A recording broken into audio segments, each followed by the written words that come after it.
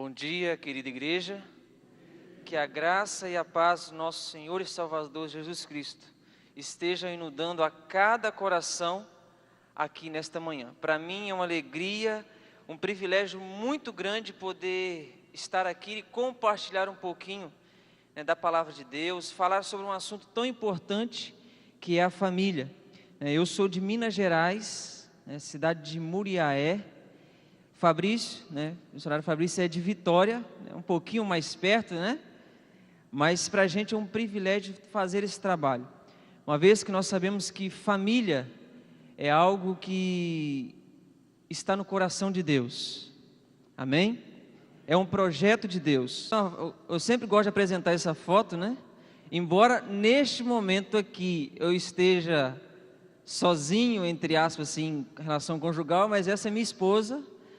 Essa foto aí foi tirada em 4 de abril de 2010, dia do meu casamento, Estamos caminhando para o 5º ano de casado. É uma bênção, tá?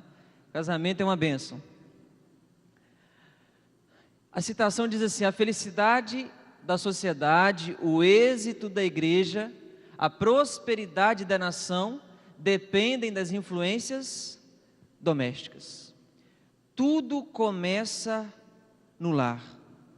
A família é a base de tudo. Se nós estamos vendo a sociedade no caminho que está seguindo hoje, é resultado de famílias, infelizmente, destruídas. Pode passar o próximo. Uma família bem ordenada e disciplinada no Senhor é mais preciosa aos olhos de Deus do que todas as riquezas que esse mundo vil pode oferecer. Nada neste mundo se compara a uma família bem ordenada e disciplinada no Senhor. Muito obrigado, irmão. Esse é um texto, gostaria que você abrisse sua Bíblia no livro de Gênesis, no capítulo 2, mas primeiramente no verso 18.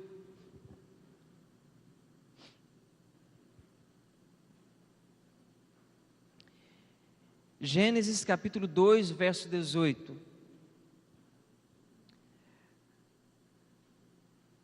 Nós vamos ver aonde tudo começou. Deus, ele tinha um relacionamento direto com Adão. Deus, ele criou com todo carinho o ser humano, mas só que no verso 18, a palavra do Senhor diz assim: disse mais o Senhor Deus: não é bom que o homem esteja só, far-lhe-ei uma auxiliadora que lhe seja idônea. Queridos, Adão não pediu uma esposa a Deus. Adão não chegou para Deus e disse: Senhor, eu estou aqui sozinho, os animais, cada um tem sua companheira, mas eu não tenho ninguém. A Bíblia diz que Deus, ele viu essa necessidade. A família não nasceu na mente de Adão, mas nasceu no coração de Deus. Durante todo o percurso da criação, ao final do dia, Deus dizia: viu Deus que era bom. O único momento que Deus viu que algo não estava bom é quando ele viu que o homem estava só. Deus, ele viu a necessidade de constituir a família. E no versículo 24, esse é o texto que está na tela, diz assim: por isso deixa o homem pai e mãe e se une à sua mulher, tornando-se os dois uma só carne. Eu até coloquei uma palavrinha ali em hebraico. Esse é o verbo utilizado para a palavra aqui, unir. Não é uma palavra, uma união qualquer. Se você for no original, ali no hebraico, você vai descobrir que esse unir, ele é colar com uma cola que não se descola. Não é uma união qualquer. É uma união tão forte que é unida com uma cola que ela não se descola. Deus estava dizendo: eu estou fazendo o casamento para ser algo para sempre. Você já teve a curiosidade de saber por que a aliança é colocada nesse dedo? O anelar, Só uma tradição. Segundo uma tradição, o dedo polegar representa seus pais. O indicador representa os irmãos. O dedo do meio, o principal aqui, representa você mesmo. O anelar representa o cônjuge. E o dedo mindinho representa os filhos. Agora, eu vou fazer uma experiência com vocês. Vocês vão fazer assim, vocês vão abaixar o dedo que representa vocês. Vão fazer assim, vão dobrá-lo e unir. O único dedo que vai ficar abaixado vai ser o dedo que representa você, certo? Aí agora, você vai tentar separar os polegares. Eles se separam, Nós não fomos criados para viver a vida inteira dentro da nossa casa com os pais. Agora tente separar os indicadores. Também se separam. Os irmãos, nós não vivemos viver a vida inteira dentro do mesmo teto com nossos irmãos. Agora tente separar o dedo mindinho. Se separam. Nós criamos filhos e os filhos uma hora vão sair de casa. Agora tente separar o dedo anelar. Se você separar o dedo anelar, você separa todos os outros. Casamento é algo feito para ser para sempre. Não é essa filosofia que a sociedade tem colocado, você casa, se não der certo, separa. E com relação ao casamento, tem uma poesia que um pastor da mídia aí fala, que eu acho muito interessante, que ela diz mais ou menos assim: existem certas pessoas carentes de entendimento, que afirmam não ser Deus quem criou o casamento. A princípio parece não ser-lhes conveniente unir dois seres avessos de fato tão diferentes. Mas para nós que somos cristãos e temos boa memória, sabemos muito bem como começou essa história. Adão andava ocupado trabalhando com capricho, se esforçando o dia inteiro só pensando em nome de bicho. Era tigre, tatu, cachorro, alce e leão. Adão andava ocupado e foi mesmo abençoado com tanta imaginação. Mas é possível que o sujeito que também tenha reparado que todo animal macho tem uma fêmea do seu lado. E Deus, por demais atento, sondando-lhe o coração, decidiu que era hora de pôr um fim à solidão. E disse: Adão, filho querido, não quero te ver tão só. Far-lhe-ei uma companheira, uma joia de primeira, da costela e não do pó. E pondo Deus em ação o plano que pretendia, loucauteou o nosso Adão, dando início à cirurgia. E Deus cerrou-lhe a costela, pondo carne no lugar, e assim fez a princesa, esperando ele acordar. Quando o sujeito acordou daquele sono pesado, o corte da cirurgia já tinha cicatrizado. E Deus pegou a varoa e entregou a Adão, e ouviu-se um brado de glória e a seguinte exclamação: essa é carne da minha carne, essa é osso do meu osso. E Adão foi para a galera e fez aquele alvoroço. E a partir daquele dia, o homem bem mais ocupado deixou para trás muito bicho sem nome catalogado. E até hoje rola um papo bem machista e corriqueiro, que o homem é mais importante porque foi feito primeiro. Algumas mulheres ficam bravas e afirmam de arma em punho que a vida da obra-prima vem sempre após o rascunho.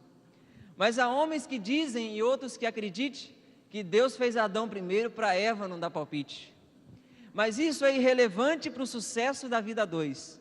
Para ser feliz não importa quem veio antes ou depois, pois Deus fez tudo perfeito e discorde quem quiser, pois o melhor da mulher é o homem e o melhor do homem é a mulher. Casamento é algo para dar certo, porque é projeto de Deus, família é projeto de Deus. Deus quer que você esteja bem com Ele, e você não vai conseguir estar bem espiritualmente se você não estiver bem no relacionamento com a sua família. Eu gostaria nesse momento, cada representante de família, adulto, seja o pai, a mãe, se colocasse de pé, que eu gostaria de entregar para você uma fichinha para que você pudesse preencher. Um representante de cada família, se coloque de pé, por favor. O pai ou a mãe.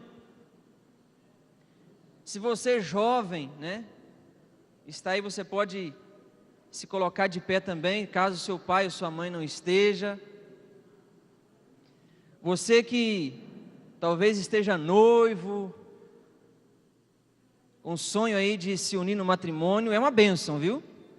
Pode passar.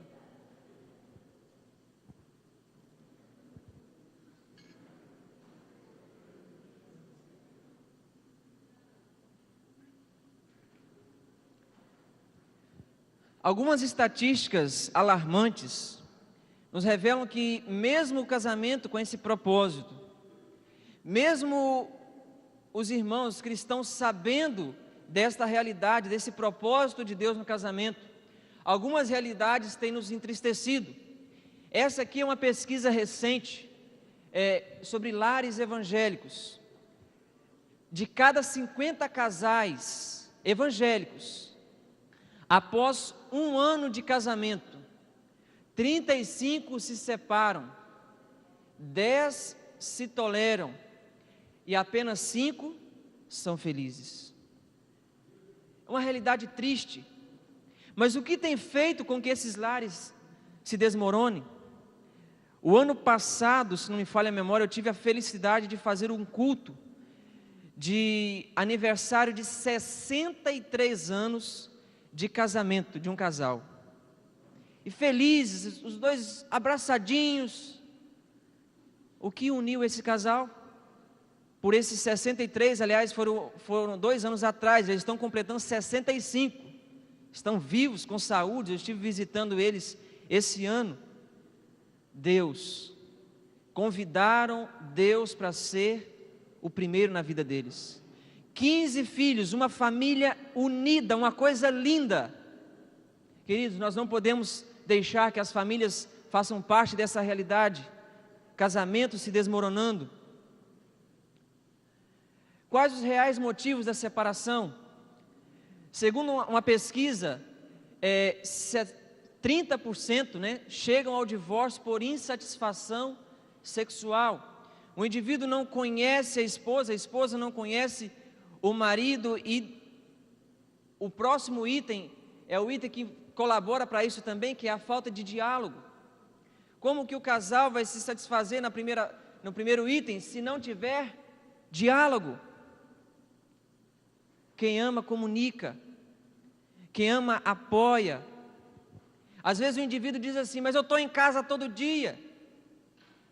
Querido, não é estar em casa, é você parar, conversar. E geralmente a mulher fala mais que o homem. No meu caso é o contrário, eu falo muito mais que a minha mulher.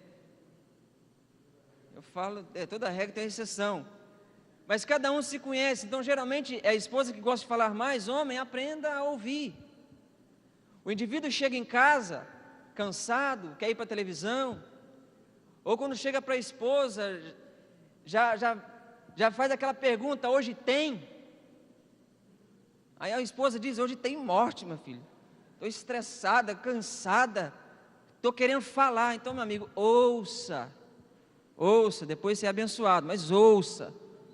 Comunicação é algo indispensável com a esposa, com os filhos. O pai reclama porque o filho fica muito tempo com os amigos na rua, mas não chega para o filho, não conversa com o filho. Reclama porque o filho engravidou a filha do vizinho, mas ele não se coloca na situação de que ele nunca falou para o filho por que era errado o sexo antes do casamento. Infelizmente temos a tendência de colocar a culpa nos outros e nunca em nós. Quanto tempo você, pai, tem dedicado a conversar com seu filho, a expor situações realistas a ele? Como o casamento é uma instituição divina, a igreja tem sobre si uma responsabilidade singular e solene, de orientar no sentido de evitar o divórcio, quanto em ele ocorrendo, de remediar tanto quanto possível as feridas por ele causado. A igreja tem um papel fundamental, mas você tem que fazer a sua parte. O pastor citou aqui durante o ano todo, a ênfase foi família. Só que nós não podemos fazer de surdos e fazer aquilo simplesmente que agrada a carne. Precisamos ouvir. Às vezes você está cansado, mas você tem que dedicar um tempo para a sua família. corremos muito atrás do dinheiro, para lá e para cá, trabalho, trabalho, trabalho, e esquecemos do principal. A Bíblia diz que o que adiantará ganhar o mundo e perder a sua salvação, perder a sua família? Esse é um outro gráfico que nos preocupa muito, é esse gráfico aqui. Eu gostaria que você prestasse bastante atenção. 40% do tempo de uma criança ela passa em casa, 26% na escola, 33% dormindo. E sabe quantos por cento na igreja? 1%. Eu te pergunto, aonde está a responsabilidade maior de educação do filho? Tem gente que coloca a culpa no pastor. Ô pastor, meu filho está cheio de problemas, nosso casamento está desmoronando. Mas o problema está onde? Em casa. 40% do tempo do seu filho ele fica em casa. Qual é o relacionamento que você tem tido com ele? Você tem apresentado Deus para ele? A primeira escola da criança é no lar. Ali com seus pais, como professores, deve aprender as lições que hão de guiá-lo para toda a vida. É com você, pai, você, mãe, que eles devem aprender as lições. A Bíblia diz: ensina a criança no caminho que deve andar, e quando for velho não se desviará dele. É no lar que se educa. Preste atenção nessa citação. Se os pais não educam no lar corretamente aos filhos, Satanás o educará por instrumentos escolhidos por ele. Se você não dá a educação espiritual devida que o seu filho precisa para se desenvolver e ser um homem, uma mulher de Deus, Satanás ele tem alguns instrumentos que ele vai usar para educar o seu filho da maneira que ele quer. E alguém saberia me dizer que tipo de instrumentos seriam esses? Alguém saberia me dizer alguns? Jogos, músicas, internet, TV, as más influências, são instrumentos que Satanás ele pode usar para destruir a educação de seu filho. A televisão, por exemplo, em uma semana de TV, uma semana no vídeo, se assiste 1.385 cenas de nudez, 478 relações sexuais, 329 palavrões, 149 brigas e facadas, 3.376 tiros. Os filhos são bombardeados pelo que passa na TV. É lógico que existem muitos canais de TV cristãos que passam conteúdo excelentes, mas no canal secular, seu filho é bombardeado com todas essas coisas. E quando um jovem chega aos 18 anos, ele já assistiu 22 mil horas de TV, agora isso associado também com a internet, 12 mil horas de aulas e apenas 1.000 horas de diálogo com os pais. Essa é a estatística atual. Triste, né? Aí eu te pergunto, quem vai ter mais influência sobre o seu filho? Nós somos transformados pelaquilo que nós contemplamos.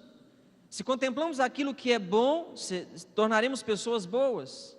Mas se contemplarmos aquilo que é mal, tornaremos pessoas com caráter mau. Eu gostaria que você lesse comigo esse texto. Está lá em Salmo 101, 2 e 3. Diz assim: portas adentro em minha casa, terei coração sincero, não porei coisa injusta diante dos meus olhos. Que esse seja o seu e o meu desejo, de não colocar coisas injustas diante dos nossos olhos. A mídia, nós vamos falar um pouquinho aqui, tem tentado destruir o que nós ensinamos na igreja sobre família. Pode passar. Aqui nós vemos alguns nomes de novelas. Logo pelos nomes você já consegue identificar que não dá para esperar algo de bom. Desejo proibido, amor e intriga, 7 pecados, da cor do pecado. Os próprios nomes já direcionam para algo ruim. Gálatas 5, 19 a 21, a palavra do Senhor diz assim: ora, as obras da carne são conhecidas e são prostituição, impureza, lascívia, né, que é a sensualidade, idolatria, feitiçarias, inimizades, porfias, ciúmes, iras, discórdias, dissensões, facções, invejas, bebedices, glutonaria e coisas semelhantes a estas, a respeito das quais eu vos declaro, como já vos escrevi, que não herdarão o reino de Deus os que tais coisas praticam. E talvez você esteja se perguntando: o que isso tem a ver comigo? Eu não faço nada disso. Mas numa novela, em filmes, passa tudo isso. E quando nós estamos lá contemplando, estamos financiando, afinal de contas as novelas, os canais, eles vivem de ibope. Cada TV ligada vai somando pontos e eles vão conseguindo os patrocínios. Então você é um patrocinador quando você está lá contemplando. Você está patrocinando uma mensagem que vai contra os princípios divinos. E a Bíblia diz que não herdarão o reino de Deus os que tais coisas praticam. Essa é uma imagem que circulou bastante nas redes sociais. Coisas que a novela ensina. Isso aqui são tudo imagens de uma novela só. Maldade, ódio, prostituição, golpe, adultério, riqueza. Isso é um curso gratuito que as TVs estão colocando. E muitos estão lá fazendo esse curso e aprendendo muita coisa, né? Que não presta. Um estudo do BID relaciona novelas a divórcio no Brasil. O número de divórcios aumentou 60% nos últimos 10 anos. E de acordo com o estudo do BID, que é o Banco Interamericano de Desenvolvimento, a novela está intimamente relacionada a esse aumento no número de divórcios. E eu vou apresentar uma outra coisa mais à frente que também está relacionado ao número de divórcios aumentando. Essa aqui é uma imagem de uma novela. Já terminou essa novela já. O protagonista, né, Matheus Solano, intitulado como Félix, ele usava alguns jargões. Salguei a Santa Ceia, colei chiclete na cruz. E isso causou uma certa comédia, né? E olha o que aconteceu. O bordão já vinha cansando quando o autor, Valcir Carrasco, de olho nos comentários das redes sociais, olha o que o autor Valcir Carrasco fez. Resolveu abrir a Bíblia. Agora nenhum ícone sacro escapa da língua ferina do nosso malvado favorito do horário nobre. Terá ele um passado carola e alguns bordões, né? Eu devo ter colado chiclete na Santa Cruz, devo ter feito uma peruca com os cabelos de Sansão, só posso ter assoado o nariz no santo sudário para merecer isso. Eu dancei polidense na cruz. E o pior é que os cristãos assistiam e davam gargalhadas, blasfêmias contra a palavra de Deus. Tudo isso numa simples novela. Olha esse diálogo. Não sei se está com áudio aí.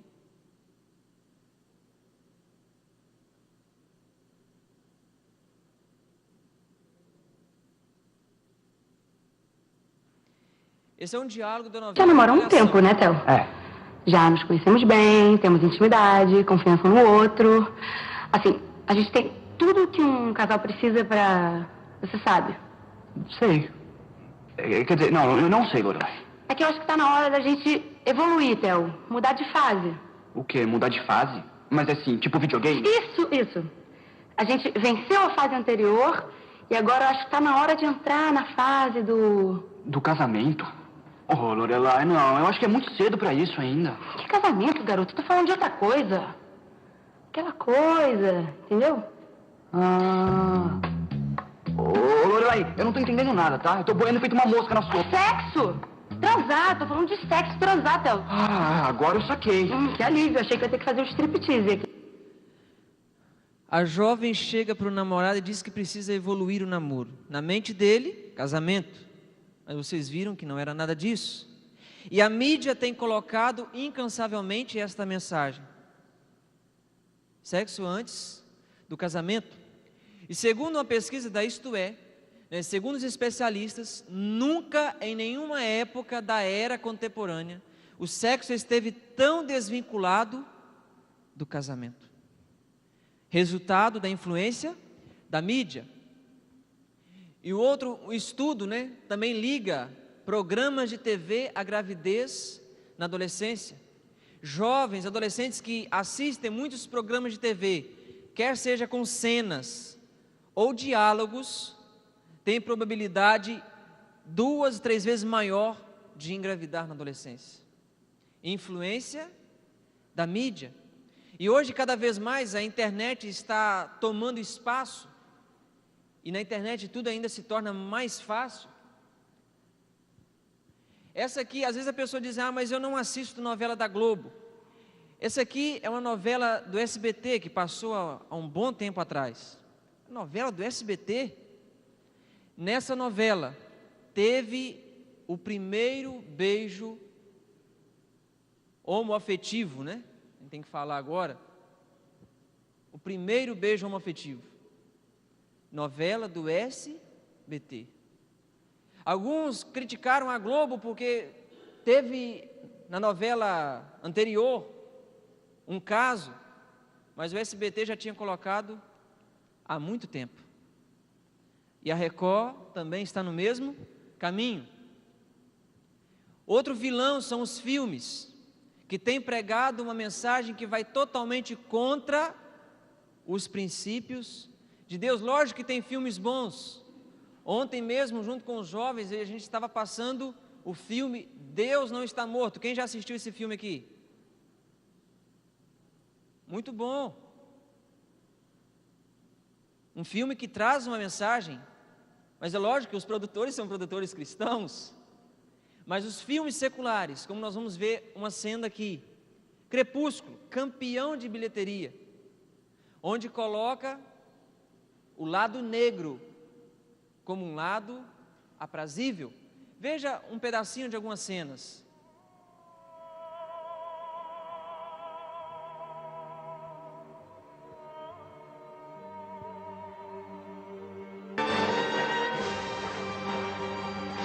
Relações com o vampiro.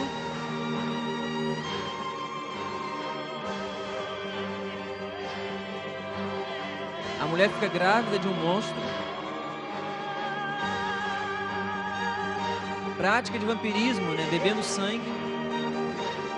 Homens que se transformam em bestas.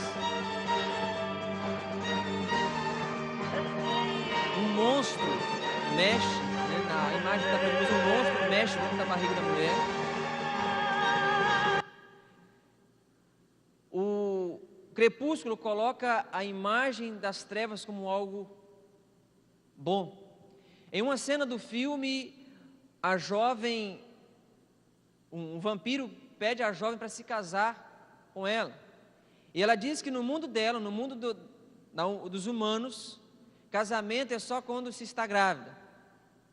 E ele diz que no mundo dos vampiros, casamento é algo romântico. Inversão, tentando colocar o lado do inimigo como algo atraente. Mensagens que vão contra os princípios de Deus. Existe um outro seriado, que é o Sobrenatural, onde uma jovem, ela disse que é um anjo, e ela diz que caiu do céu, e ela disse que os anjos no céu são como estátuas, que são obrigados a fazer tudo o que Deus quer, senão eles são consumidos, proferindo palavras contra Deus.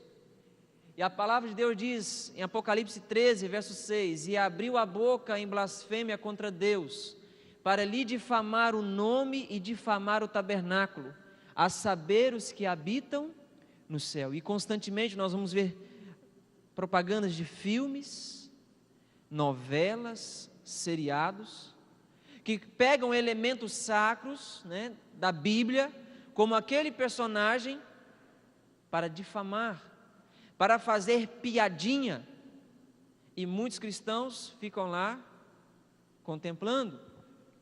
Muito cuidado. Um outro vilão são os desenhos, Esse aqui é um desenho muito conhecido, né? O Pica-Pau. E às vezes a pessoa diz, desenho bom é desenho antigo. Mas veja a fala desse personagem.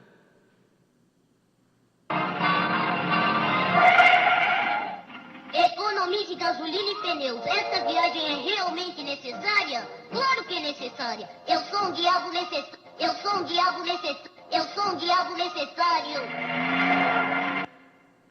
O Pica-Pau disse que ele é um diabo necessário. E a intenção do inimigo é colocar que ele é necessário na vida da criança.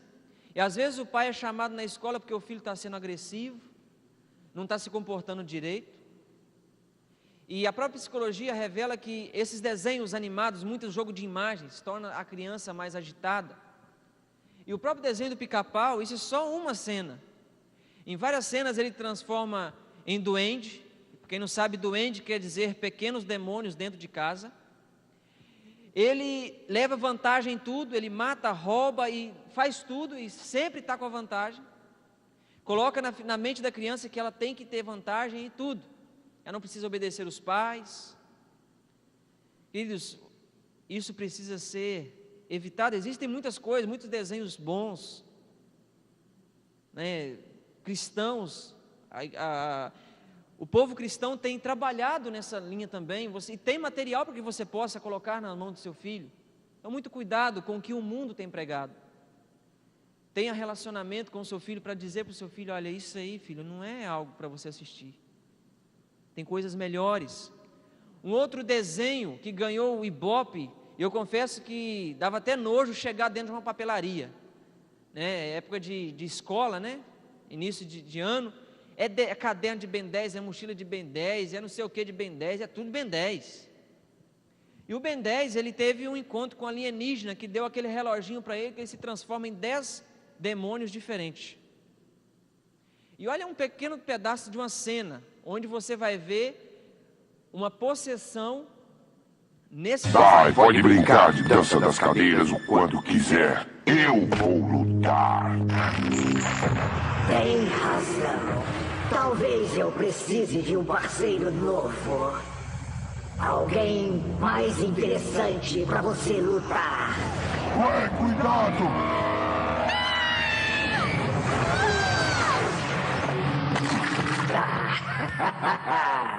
Tarde demais.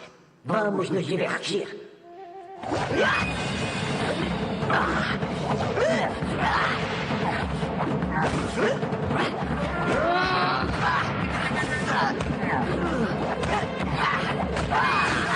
Uma possessão demoníaca em um desenho.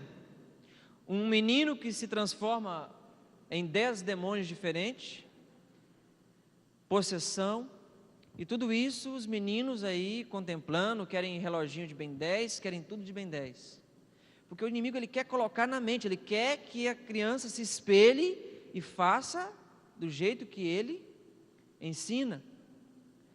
Volto a repetir o texto: ensina a criança no caminho que deve andar, e quando for velho não se desviará dele. Não deixe seu filho na babá eletrônica. Muitos dos pais têm deixado a educação dos filhos para a babá eletrônica, que é a TV, a internet. Tem tornado filhos rebeldes, filhos não obedecem. Certa criança, né, chegou para um senhor de muitos anos de vida, né? Eu estava fazendo aniversário de quase 100 anos, e a criança chegou para aquele senhor e perguntou: olha, o que o senhor fez para o senhor viver tantos anos? Eu vejo tantas pessoas morrendo novas, o que o senhor fez para viver tantos anos? Ele disse uma frase que está na palavra de Deus, a promessa: honra teu pai e tua mãe, para que se prolongue os dias na terra que o Senhor teu Deus te dá. E ele diz: eu honrei meu pai e minha mãe. Aquela criança chegou em casa e contou aquilo para os pais. Aquilo mexeu com ela. Poxa, para mim viver muitos anos, eu preciso honrar e obedecer aos meus pais. Então você, filho, honre seu pai. Honrar não é só na presença dele, aonde ele não estiver. no que Ele te ensinou, no que Ele falou para você, no que você tem aprendido. Honrar é honrar naquilo que os pais falam e às vezes naquilo que você sabe que é e Ele ainda não te falou, mas você aprendeu na igreja. Nós honramos nossos pais quando nós andamos nos caminhos de Deus. Há alegria no coração de um pai, de uma mãe, quando vê um filho que está nos caminhos de Deus. Mas você, pai, você, mãe, você precisa também ser um exemplo. Porque para toda criança, principalmente, o pai e a mãe é um modelo. Quando crescer eu quero ser igual ao meu pai. Quando crescer eu quero ser igual à minha mãe. Então o que você fizer, do jeito que você agir, do jeito que você tratar a sua esposa, seu esposo na frente dos seus filhos, eles vão tratar você e vão tratar o cônjuge futuro. Então muito cuidado com o que o seu filho tem assistido, tenha relacionamento com ele. Amizade com seu filho é imprescindível, porque seus filhos foram feitos para ser filhos e filhas vencedores e não derrotados pelo inimigo. Um outro vilão, os videogames. Aqui tem imagem de 2 videogames. O Call of Duty, ele faturou $1 bilhão em 15 dias. Sabe que $1 bilhão? Quase 3 bilhões de reais, não é nem milhão, é bilhão. Só que o GTA V, um jogo que se você entrar em alguma lan house, você vai ver em todas as lan houses, o GTA V, ele faturou $1 bilhão em 3 dias. 1 bilhão em 3 dias. E o que faz um jogo de PlayStation faturar $1 bilhão em 3 dias? $1 bilhão, $1 bilhão por dia, né? Quase 3 bilhões de reais. Olha um pedacinho do que se passa nesse videogame: uso de drogas, guerras, né? Mortes.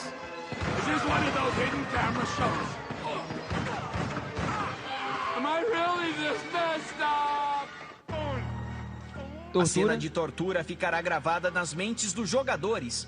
Você usará alicates, choques elétricos, uma chave inglesa e até afogamento para retirar informações da pobre vítima.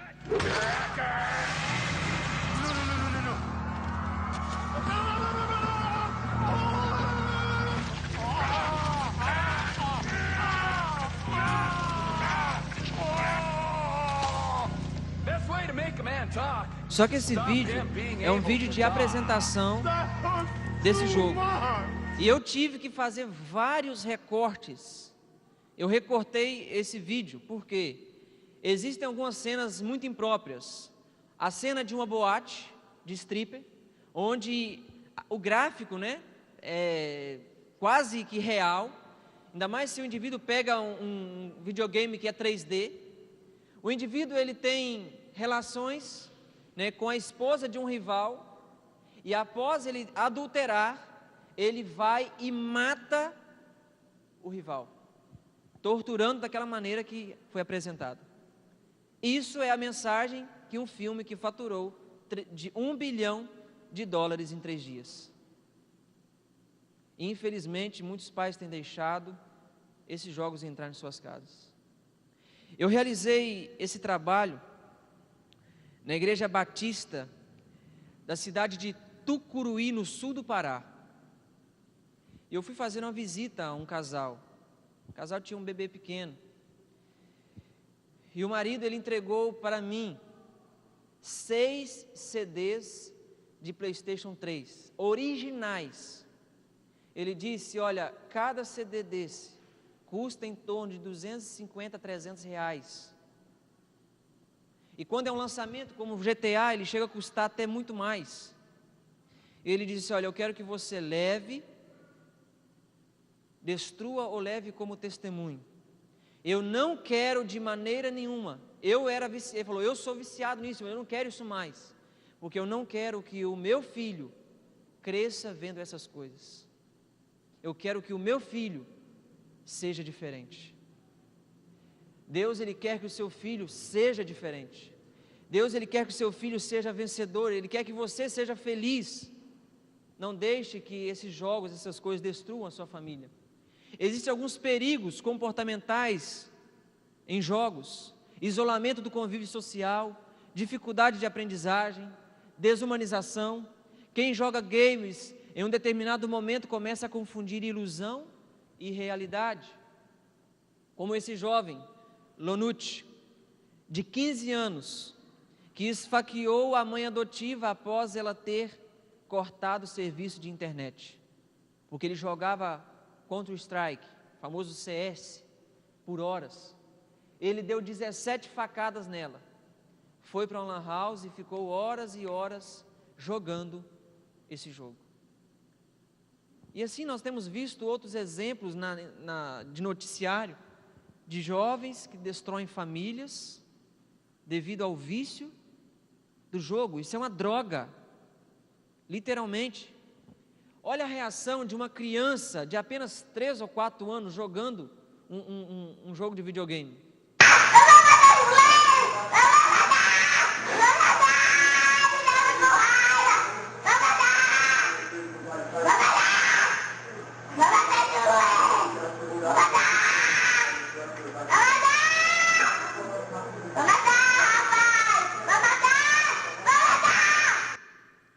Criança deve ter em torno de 3 a 4 anos, eu acho, jogando um jogo e gritando que quer matar. O que uma criança dessa tem a capacidade de se tornar no futuro? Um assassino em série. E um pai filma isso e ainda tem coragem de colocar na internet. Você teria coragem de colocar na internet uma cena dessa? Isso tudo tem tentado manipular a educação dos filhos.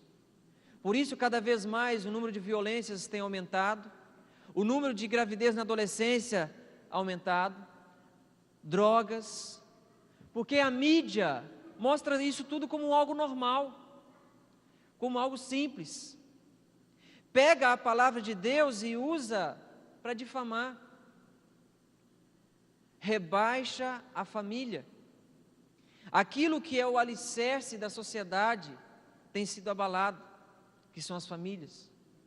Aquilo que nasceu no coração de Deus e tudo que é de Deus, o inimigo ele tenta atrapalhar. E quando ele consegue destruir a família, quando ele consegue destruir a educação de um filho, ele faz uma bagunça geral. Como que você vai estar bem com Deus se você não consegue estar bem com os seus familiares? Deus, Ele quer que nós sejamos diferentes. Um outro vilão, a internet. E aqui o Facebook. Usuários do Facebook são 32% mais suscetíveis ao divórcio. Segundo uma pesquisa da Universidade de Boston, não é qualquer universidade, essa pesquisa descobriu que o aumento dos usuários do Facebook está ligado também à alta taxa de divórcio. Eu quero contar o que aconteceu aqui comigo uma vez. Olha a situação.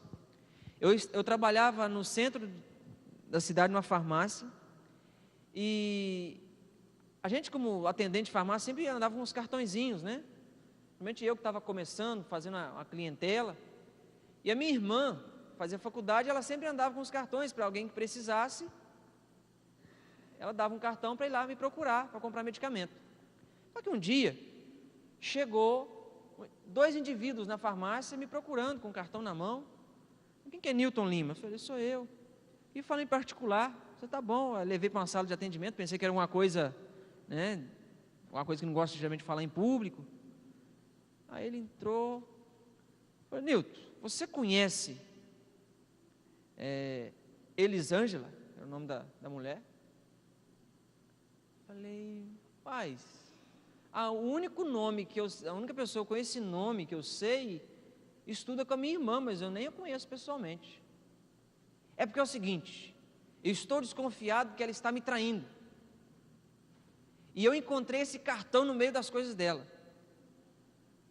E se você tem alguma coisa com ela, você fala logo.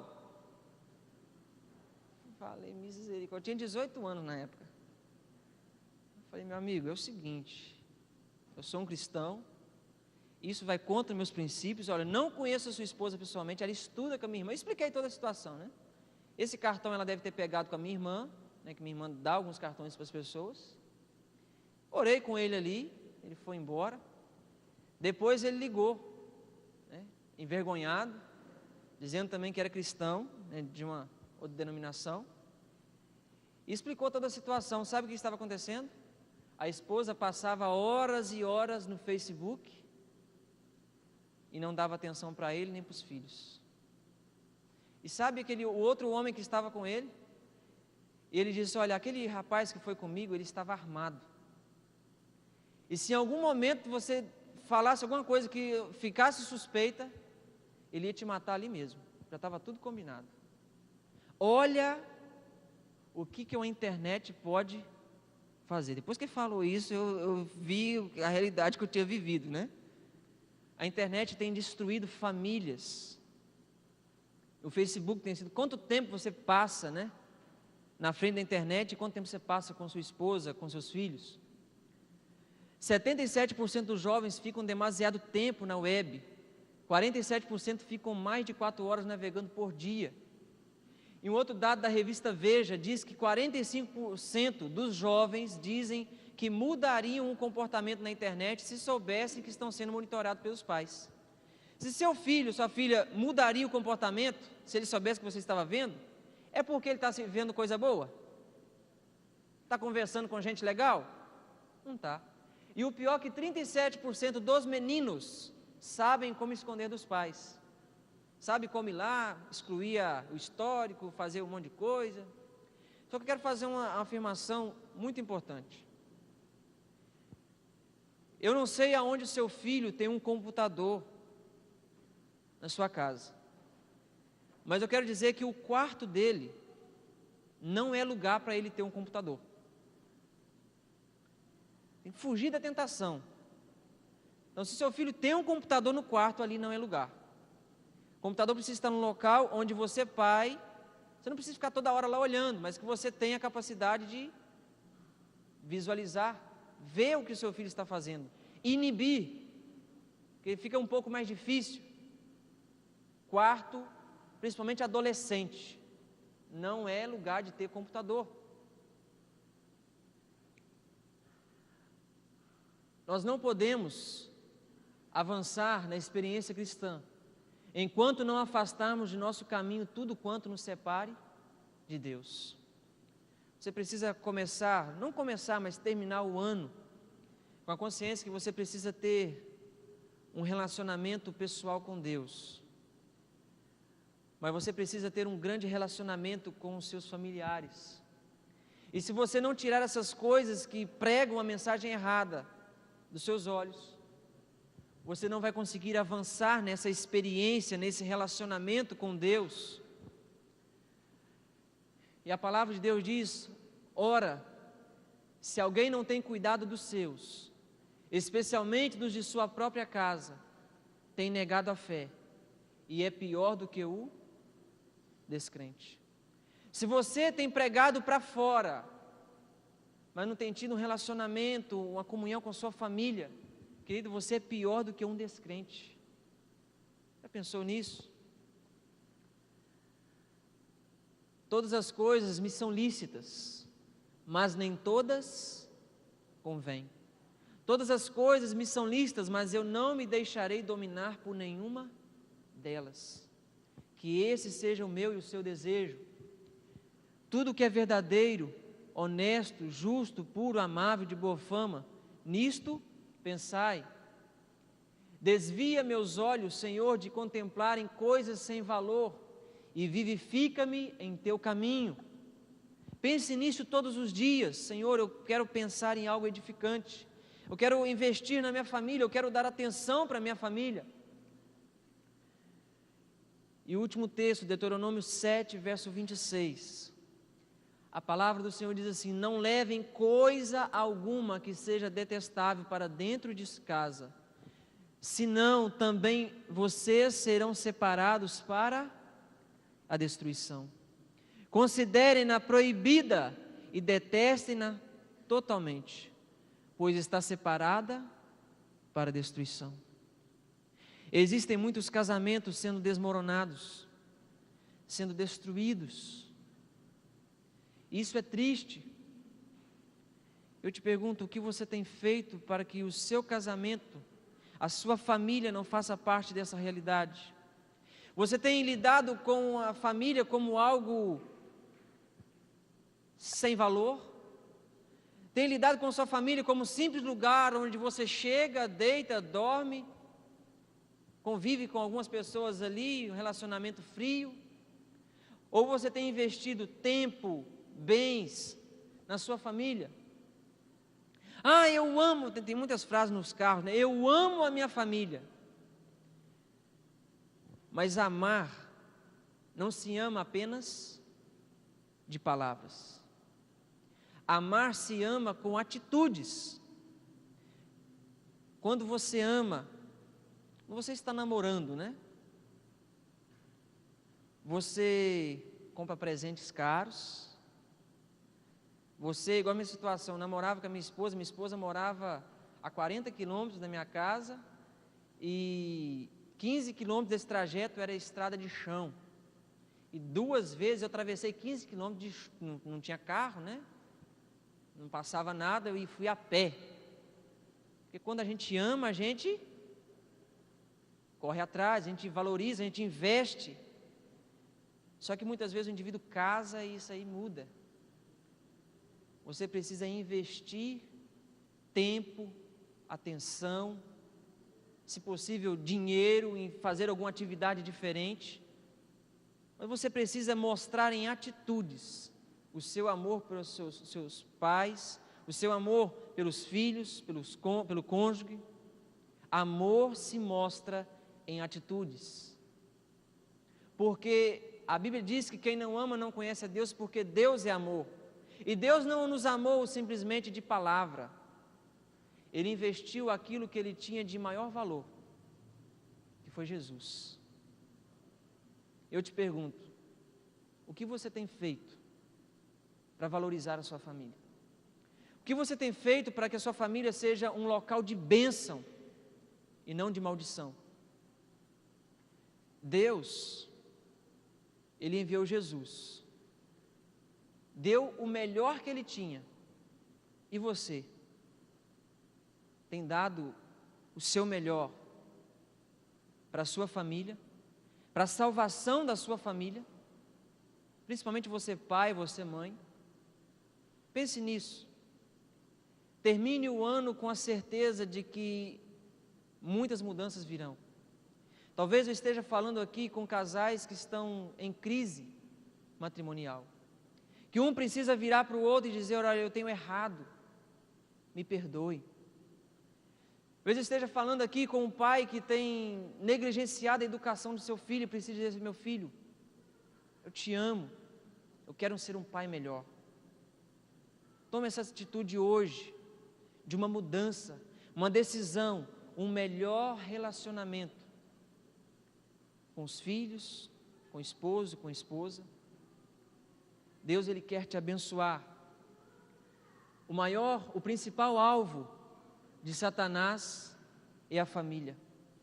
Não deixe que ele acerte a sua. Se desvie dos dados inflamados do inimigo. Eu quero fazer mais. Eu quero, se você quer colocar sua família no altar do Senhor, sai do seu lugar, vem aqui para frente. Vamos abraçar junto aqui. E eu quero dizer que tudo isso que eu ouvi nessa manhã me leva a renovar cada vez mais a minha aliança com Deus. Às vezes parece que nós já ouvimos tudo. Crescemos no meio da igreja, aprendemos de tudo. Enquanto você falava, Deus me levou para uma palavra de Josué, no final da sua vida, depois de ter liderado o povo de Israel por tanto tempo. ele chama as pessoas, o líder, ele começa a falar daquilo que Deus tinha feito. Querido, se você quer colocar a sua família, vem para cá. E ele começa a ministrar na vida do povo, e ele começa lembrando dos feitos de Deus.